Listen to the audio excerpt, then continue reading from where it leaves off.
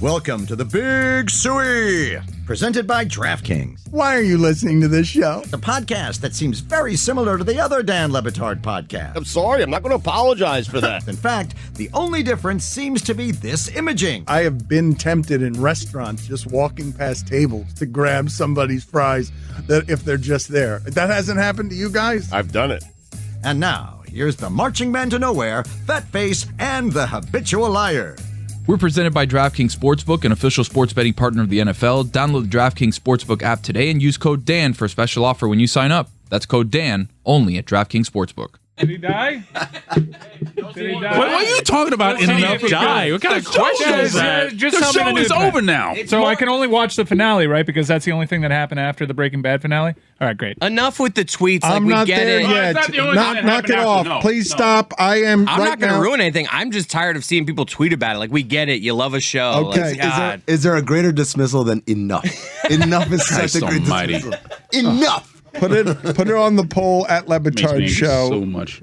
Is there a greater dismissal than enough? I do not have to watch this at the same time as everyone else. I still haven't gotten to the second half of the final season. I did watch the first episode of the second half and was mouth hanging open, shocked at what had happened in the prequel to Breaking Bad. So please don't ruin this for me. I think this might be one of the shows, though, where you do have to watch it in the moment. That it's enough of a cultural moment. I don't think it's been like this since the Game of Thrones final.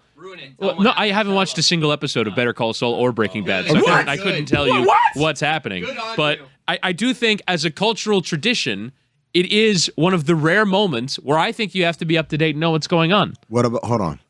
What about Hard Knocks?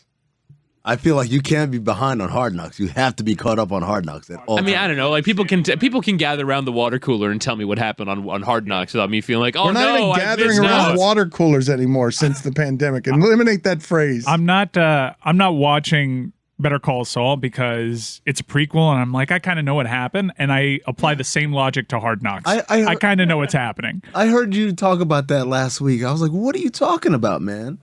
The main characters, I know the fate of the main characters, and I don't care cares? about the ancillary No, ones. you don't want to know like how he got to where he No, was? and I've had enough of this. I'm with Chris. It's No, enough. no, you no, better no. call Here we go, Saul. everybody. You guys. Spoiler alert. The Saul ancillary Goodman is character dead. became the main He's character. dead. I'm just assuming he's dead.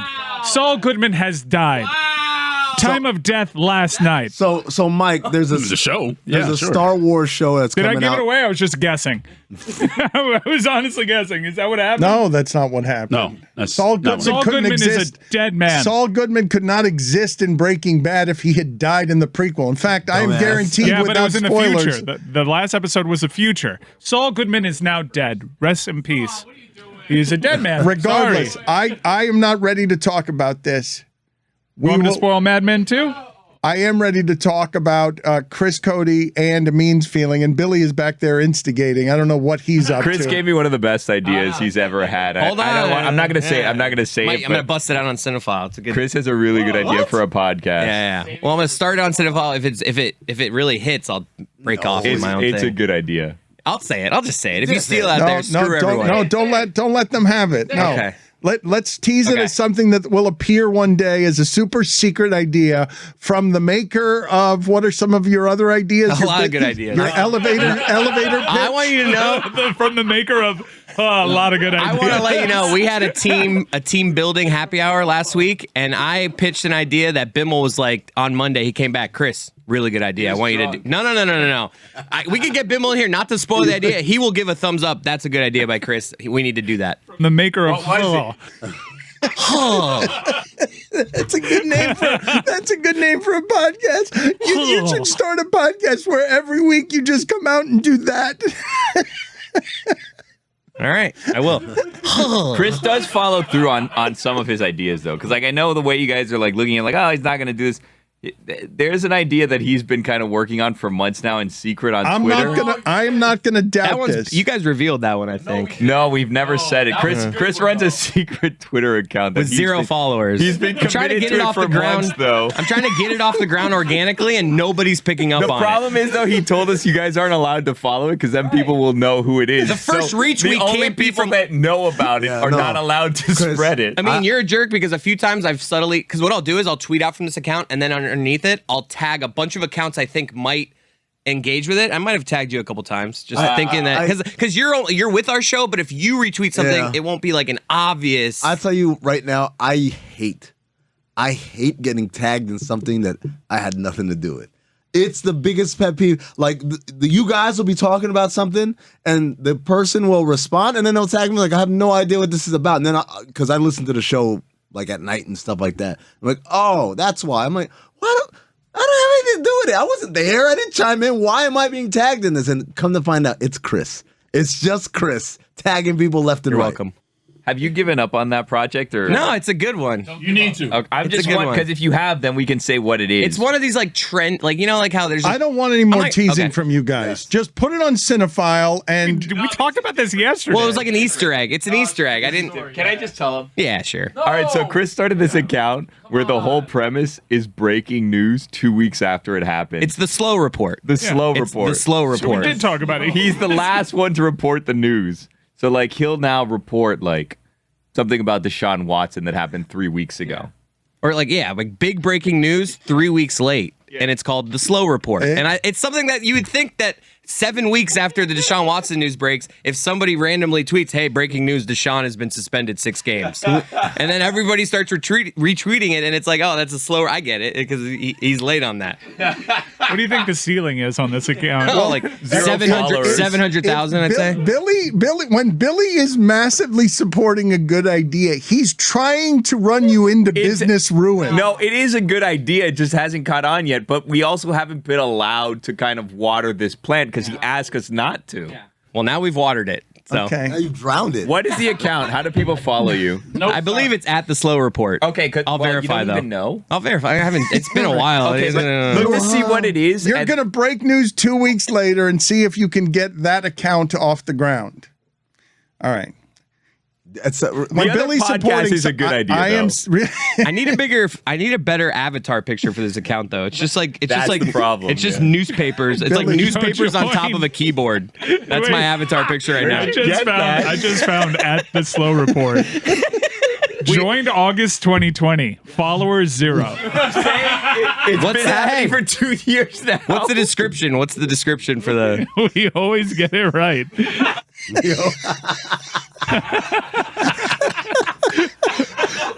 Ooh, I got my first follower. We always get it right. Now only people on the show are following me. This is not what I wanted. You need to zig. You need to zig when others are zagging. I'm gonna retweet the one that says Doc Rivers has reached an agreement to become the next coach. I was like 6 weeks after it happened. 10 months ago, John Gruden has resigned as Las Vegas Raiders head coach after reports he used racist, homophobic, and misogynistic language in emails. It was like 4 weeks after that happened. But you always get it right. Your batting average is 1,000. You're better than all these people who have to get it first. You'll get it 2 weeks late, but you will always get it right. The Jacksonville Jaguars have released Leonard Fournette at Barstool Big Cat at PFT Commentary. I was trying to. I thought if they would, they're not affiliated with our show. I thought they would kind of get it. So I was just like, they would get it. But they like to have fun. They also get lots of people tweeting at them. Yeah. One of them follows me. That's what I thought. Oh, not that. He doesn't follow that. Jeremy just retweeted. Follows you. Yeah, that's my bad. That was a brag and a lie. And you have 0 followers on an account that has no one follows that account. 2 but now years. You have everyone in this office following at the slow. I haven't followed yet because Chris asked me not to. You're waiting for proof of concept. Yeah, I'm not doing it. I'm not doing it for you, Chris. When Billy is hugely smiling behind you and endorsing an idea, run away from that idea. I got him like 8 followers. I disagree. Yeah, thank you. I think Billy's in on this. Most of the time, you're right, Dan. This one he really believes in. Let me ask you guys something before we get to John Amaechi, and Stugotz going to pop in here and then go on vacation as we stump the Meech, as we try to stump the Meech. But before we do that, in about 10 minutes, I simply want to ask you guys if you're as stunned as I am. As the man who really, really caused some pain in my life with everything that happened with Ricky Williams and his marijuana suspension, when I am watching the wedding of Draymond Green, and the open superstar NBA guys just rolling giant cigar blunts. I can't believe how much this has shifted, and it feels like it's been 10 years. Has it even been 10 years? The shift on, it's okay at a superstar NBA wedding for it to be understood and known that, yes, of course, everyone's going to smoke out here. We're not giving enough respect to the cigar rolling station. I don't know how anyone can smoke that entire thing. Most weddings that you go to, especially down here, they'll do something that has a bit of a novelty to it. You'll have a cigar roller, puts tobacco in there. These were jam-packed cigars, but with kush in them. Way too much weed, too. Way too much weed. Way too much weed. If this were in a state where it wasn't legal, that would be trafficking. Like 2 of those cigars could have gotten the entire wedding high. And there was like 72 Iman of Shumpert those just cigars. got arrested for having something like that in an airport, correct? Yes. This was ridiculous, and it was just what was being rolled at the time. I can't even imagine. There had to have been 2 hefty bags of kush. It was crazy. Are you guys not surprised at how quickly that happened? I mean, I guess how slowly it happened, but this was a stigma, a huge stigma that was judged. And now it is out in the open and understood in a way that it floors me. It feels to me like it happened very fast. You're right. It did happen very quickly. But also, I think it's a little bit more shocking for you guys because Florida just passed medicinal. And I'm telling you, the entire Western United States we've been living a different life. Like, it's normal. It's super normal. Like, it's so normal out west that when I would come here or go to like other places and experience a guy walking down the street, I got that gas. I'm like, what is wrong with you? It's like someone coming up to me and saying, I got those vine-ripened tomatoes. I'll go to a supermarket to get my tomatoes, sir. I don't need you like surreptitiously sidling up to me and saying under your breath like what goods and wares you've got. It still happens on South Beach, too. It does. It's Coke weed. Vine-ripened tomato sales? I must have a look because I get Coke weed like once a week walking down Stunningly, the I don't. Coke He's weed. a co-op. He is a co-op. Coke weed still is something that is whispered right outside. You can leave here every day and get it whispered to you. Yes, people walk by. It is whispered. No, it is whispered here still. Coke weed. I'm going to say, I think I saw this on the Reddit. Somebody said they were in Miami for the first time, and they saw like a guy talking to a group of girls say, I'm the snowman. And then the girl didn't get it, and he's like, I got, party favors. And then he just yells, I'm selling cocaine. What's a snowman? Stugotz here for my friends over at Simply Safe. Home security isn't a game. No, it's not, but a lot of companies act like it is, trying to upsell and overcharge you every chance they get. This is why I use and trust Simply Safe Home Security. They are different. Simply Safe is advanced technology that puts the safety of me and my family first. Easy to set up. If I can do it, anyone can. There are no long-term contracts, no hidden fees, and the peace of mind that I get with Simply Safe Home Security is second to none. Simply Safe monitoring agents truly care about your well-being and are highly trained to help you keep calm and safe during stressful situations, staying on the line with you until help arrives. How about that? For caring and peace of mind. Customize the perfect system for your home in just a few minutes at simplysafe.com/DLB. Go today and claim a free indoor security camera plus 20% off with interactive monitoring. That's simplysafe.com/DLB. There's no safe like Simply Safe. Dan Le Batard. Punctuate this segment with what is your strike 3 call. Well, strike 1 would be strike, and then you stand up and you give a good point to the right. Stugotz. That's same for strike 2. But strike 3, you get down low, you got your hands behind the catcher. All right, the right arm goes up into the air. Yeah, and then you finish it with the punch. The right arm flings way up into the air. Yeah, yeah. I wish I could see that. It's terrible. The audio's great. This is the Dan Le Batard Show with the Stugotz. Did anyone in the other room read the Sports Illustrated article? A long profile on our friend John Amaechi, old enough to be the subject of Where the Hell Are They Now? when we go find athletes from the past and catch up with them. And yours is an interesting story, John. Happy to see you again. Because people are fascinated that the athlete turned into what you turned into, and evidently you've lived long enough that people in England are like, you were an athlete? Really? That is probably the best part. I really do enjoy it. When this article came out, there was obviously we pushed it out on our social media, and so lots of the people who I interact with now, clients, read it, and they were like, the most amazing thing about this is that I never knew you played sport, even. Forget I was a professional athlete, the idea that I played any sport at all. So it's quite refreshing, actually. It's quite nice. A little reinvention has been successful. I would think that the whole 6'9" thing or 6'10" thing would welcome questions. They'd assume rugby, probably, rather than anything else, but that's because, they know it's not that, because every rugby player I know has got cauliflower ears, because there's no helmet, so your ears just get mashed up, and it's disgusting. I feel like I should have not said that.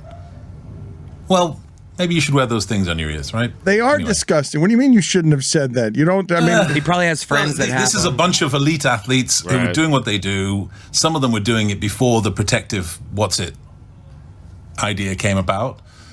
I used to play rugby. Everybody thinks that cauliflower ear, even though it's a part of the fighting sports, the idea that your ears have to get so rugged from the beating that they become scarred and unrecognizable, and it's a bit inhumane. I think it's most people, if not recoil from that, they don't find it aesthetically pleasing. It's weird for me now, I'm considering this, that of all the things I've ever said on your show, that was the thing that I was concerned would come back to bite me. I read the article, Dan, to answer your question from Chris Ballard in Sports Illustrated, the Where Are They Now article with John Amaechi. John, what was your experience like with that and sitting down and kind of having the opportunity to talk about yourself for a whole profile like that? It was unusual since he came to London and he sat in my office while I was working. He sat in our other office while we were working. He came to an event, so he actually saw me do my thing. It was really weird to have someone just on the side watching you. It made me quite self-conscious. But I think I'm glad that he took away from it what he took away, that the whole point of this work is to try and have an impact on people and a positive one at that. Though he did take away that most of the people I talked to that day did cry, but I think it was a good kind of crying. Well, tell the people about that thing, John, for those not familiar with the leadership work that you're doing, the counseling. Basically, I don't want to oversimplify it, but it's doing therapy for corporate culture, right? I've never heard it described that way, but that's not bad, actually. Yeah, that's probably a kinder interpretation. I'm a business psychologist, so I help workplaces not suck so much. I help organizations that really want to win find a way to do that without having a body count. I think that's the real key. And I try and help individual leaders be better, because the preponderance of the experience of anybody at work is their leader. So everybody I'm watching right now on camera, their experience of work, obviously each other contributes to it, but it's you, Dan. You're the one who contributes to the majority of their experience, good or bad. And so I try and help organizations shift by changing leaders because they have a disproportionate power. Can you explain to us, while you see all around you in England and all over the world, leadership breach after leadership breach, what the hell is going on in your country with Prime Minister? Yeah, our Prime Minister, the position of Prime Minister has been a mess for quite a while. From lackadaisical, entitled leaders who never gave a damn about people in the first place, but were passively compassionate as conservatives, all the way through to pompous, bilious, completely disinterested and ignorant people, which is what we had in Boris Johnson. And I say had because he's nominally still our prime minister, but there's a leadership battle going on right now. What's interesting is the leadership battle appears to be one between two people who are trying to be as horrible as possible to everybody who's slightly different. Some of the things that are being talked about are taking us back to the 1950s and worse. And the person who I think is going to be elected is a nincompoop, is truly not a very clever person. And I always think that at least a prerequisite for being in charge of people is a modicum of intellect, or at least a curiosity about smartness. And that is absent from at least the forerunner, the person who's likely to get the job. Nincompoop is such an underutilized insult. Great word. It really is. Just it is hard to insult someone more than last word poop, nincompoop. It's not used nearly enough by people. I thought I was going to. I'm trying to bring in the theme of where are they now. So these are the throwback words we've got to bring back in. But John, what the hell's happening though when this is the leadership? What's happening with cost of living crisis that's making people so unhappy? Why is it that this is all happening now in a way that is replete with nincompoops?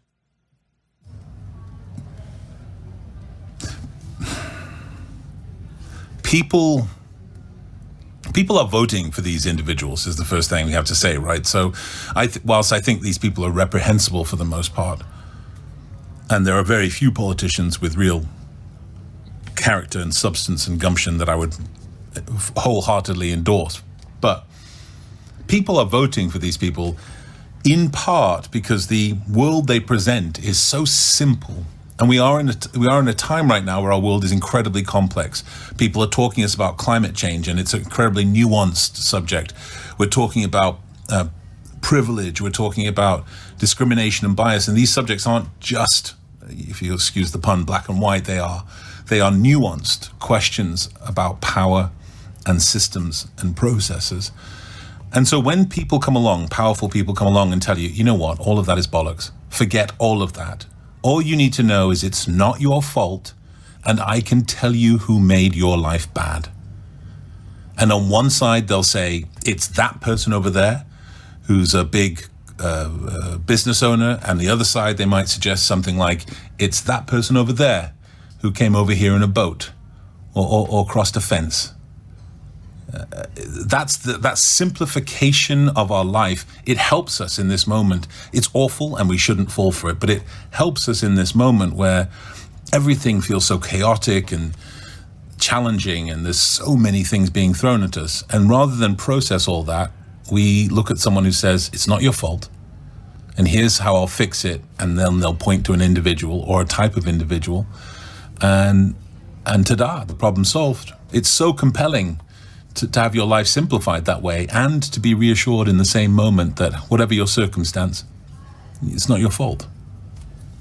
What do you make of the disparities in income, inflation, and the general unhappiness that you will find and hopelessness as the gap between rich and poor continues to inflate?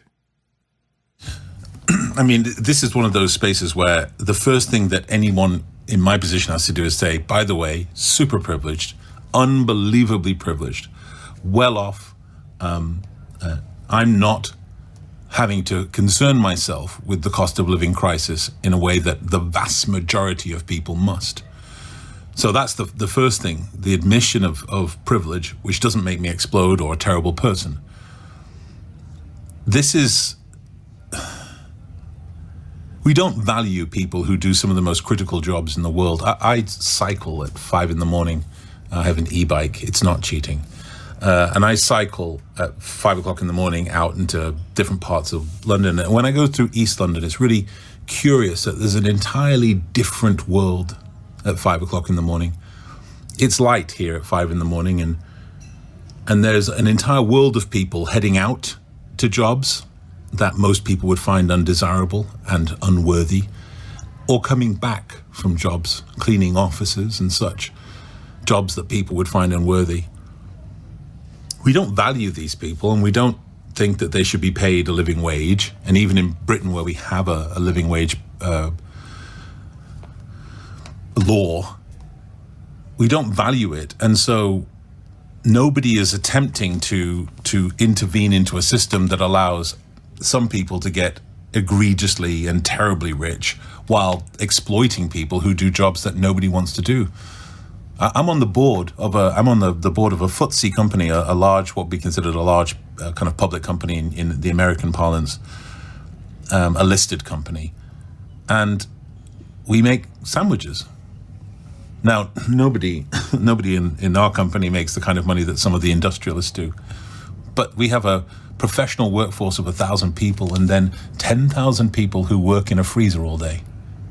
That's what they do, turning sandwiches, putting meat and cheese and whatever else onto bread.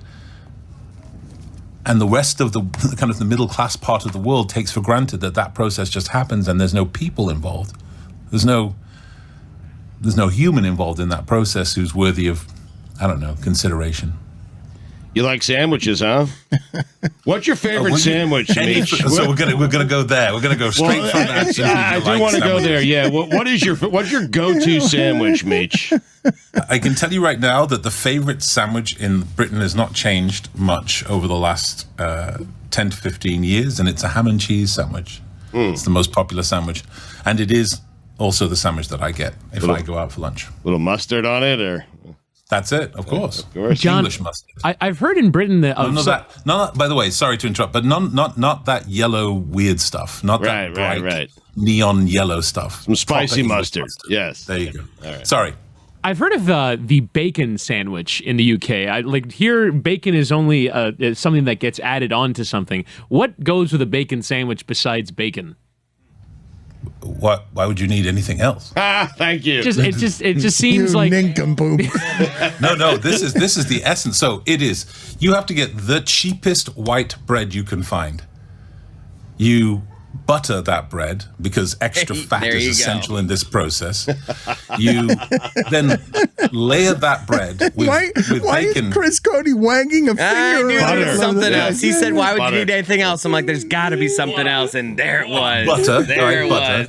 But there isn't another main ingredient, and then you cram in enough bacon that's been almost cremated, and then you slap on the lid and crunch it all together. You can add sauce, red sauce or brown sauce. Brown sauce would be my preferred. But yeah, it's awesome. It's incredible. Which of the brown sauces are you speaking of? What does that even mean? I don't even know what the brown sauce. What's brown sauce?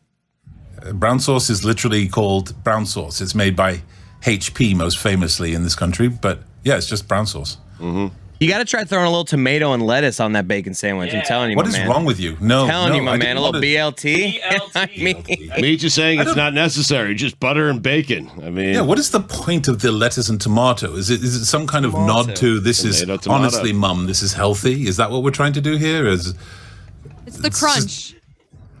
The lettuce crunches, and then the tomatoes like kind of wet and juicy. You're doing it wrong if the bacon doesn't crunch. Right. We have multiple crunches. It's got to be well done, the bacon. He's right. Crispy. Yeah. Yeah. Yeah. Mm-hmm. Did you just launch a "What is wrong with you" at Chris Cote for throwing lettuce and tomato on a BLT is a famous American sandwich. Yes. And Twinkies are a famous American snack. Need I say more? What the hell's wrong with Twinkies? What's wrong with Twinkies? I'm not here for the UK for the UK shading American cuisine. All right, bud. No, the idea that Americans have that the UK's cuisine is what it was in the 1920s is a little different. It's now. improved. I've heard that London got tired of how bad it was, the culinary reputation, and that all of that has been fixed. And not just London. Lots of cities have got much better food now. So, I mean, our national dish is Indian food. It's curry. That's really the food that's the most British is curry.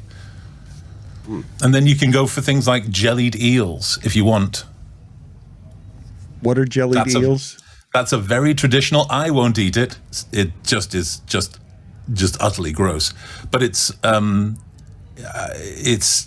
eels that have gone through some kind of process, and at the end of that process, you eat them kind of in a jelly that's not their slime. It's an added jelly item. I don't understand. But lettuce on a bacon sandwich. Yeah, that's gross.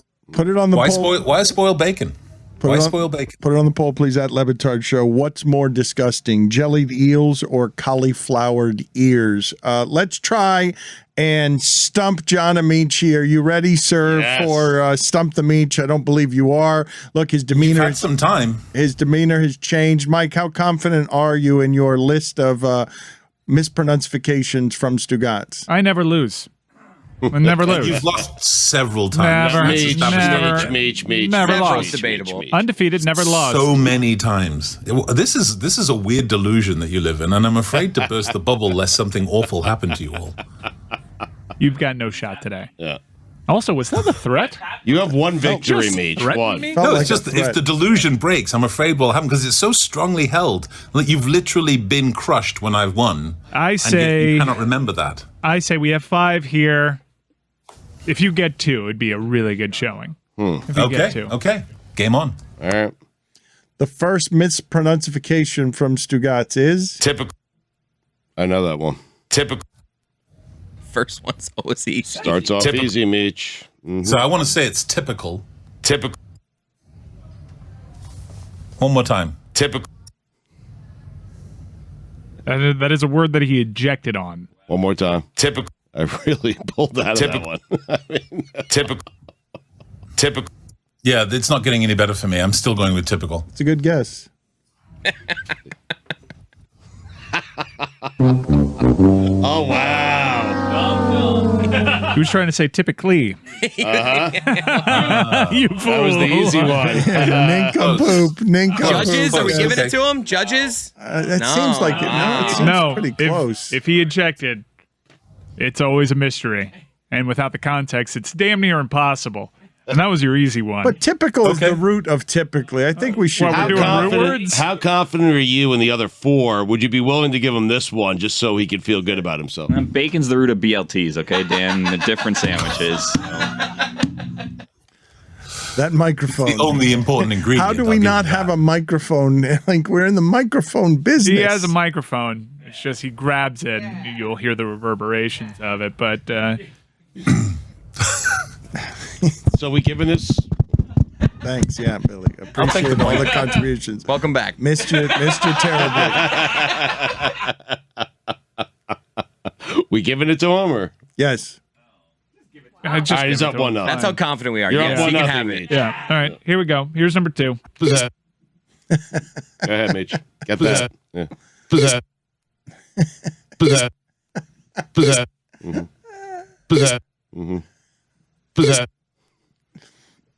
That was from the last hour.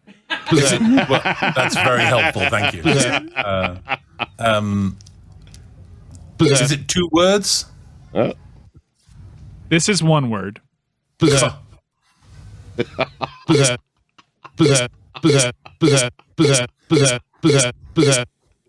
And I've got nothing. Is it perhaps? Is possession. Yeah. Oh, come on. Yeah. What do you mean? He erred. He wanted to say position, ended up trying to say possession and ejecting on it. Yep. That is incredible. Professional broadcaster. All tied up, Meech. Katera. Katera. Katera. Katera. So great. Is that 1 word? Katera. Yes. Katera. Katera. Katera. Katera. I have no idea. I'm going to go with catastrophe. Mike, is that a country? Was he? Was No, Dan. singer. It was a simple misspoken word.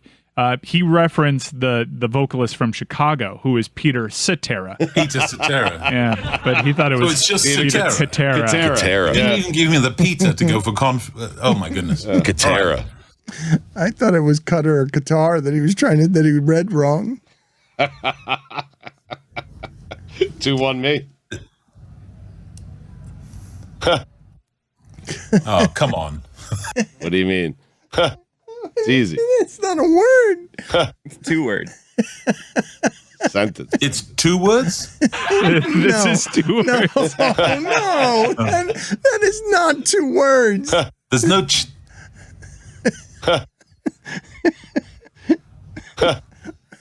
He's so perplexed. I mean, how can he not be perplexed? It's totally unfair. In what world is that 2 words? Is there any context at all here? I mean, because there's just nothing there. 2 words is the clue just you like get. you've been punched in the sternum, and that's the noise He was you talking make. about education. Oh, boy. I hope that clears it up for you.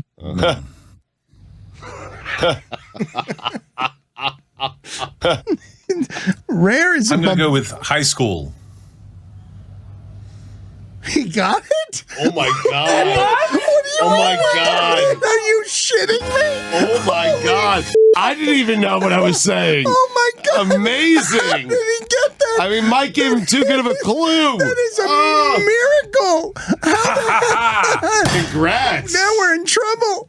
No, you're already in trouble because you said it's a win if I get 2. No, I said it's a really good outing. It is a good outing. I can't believe you gave that. I gave him too good of a clue. Too good of a clue, and we gave you number 1. So I mean, yeah, he actually missed number 1. No, stop it though. We've got now a 5th one. I can't believe he got that. I can't believe it either. You're getting really good at this game. He has now made it difficult. How? I've actually started just How is deciding. this high school? How? Because I just thought, all right, what level of schooling would Stugotz be talking about? Right. And I thought, well, it's not going to be anything above high school. And then I thought, what would be an impossible thing for him to be saying? And then I picked that. That's what happened. What could it not be? Him saying 2 words, high school, so very different. He's so All right, smart. I'm ready. Well played. Okay. This is very Knotted big it to now. a piece here, Meech. Dramatic. All of a sudden, a surprise drama here. As Meech, look at him. He's so confident. Look at him. Look how good he feels about himself. I honestly, that was a change in the game. You're shook. That was my best shot. I saved my best shot for game 4, thinking I would just put him in an early hole. You're not if he got confident high in school, he Bob? can get anything. Yeah, he can. Mm-hmm. No hints, Mike. That was gastrointestinal problems.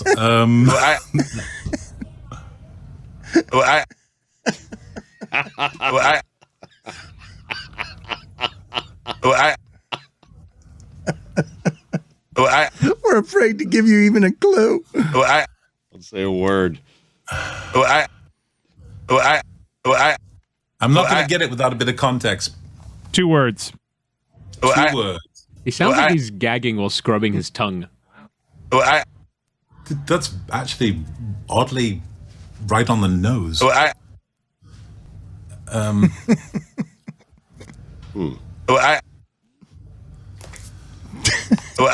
think I remember this. No. I remember this. Any more context? I know you're afraid of context now, but He was also talking about education. Oh no. and it's 2 words. I also made that last part up.